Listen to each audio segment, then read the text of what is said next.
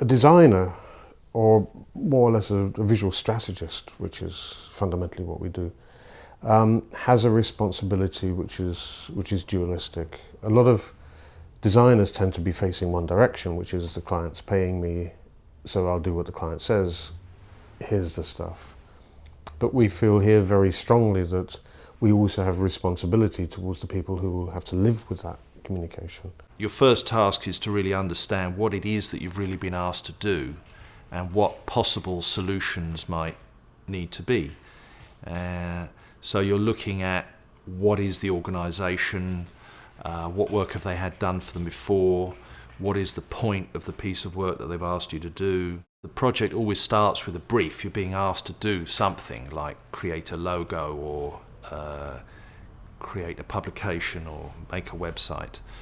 But you can't really even start before you've understood truly who the audience for that piece of communication is going to be. As a designer, thinking about the end user, if you're not thinking about the end user, then why are you a designer? If you're not really, you're an artist, and that's great, but artists aren't really interested in the end user, they're interested in making their statement. It all starts the end user, getting yourself into the user's shoes.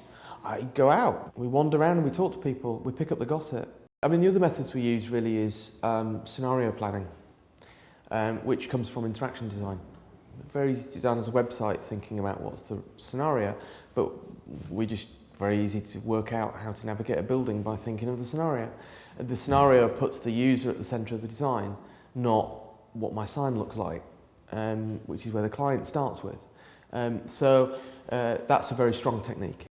The next stage that you go through is then some initial ideas, some concepts for the piece of work, and then you have to look at all the constraints that you have, the constraints of time, of budget, of production method.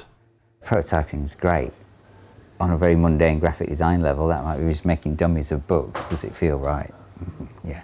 Does it flip nicely? But where it's available, prototyping is great fun. You learn such a lot from it. To a designer, everybody's going to go, oh, it looks beautiful.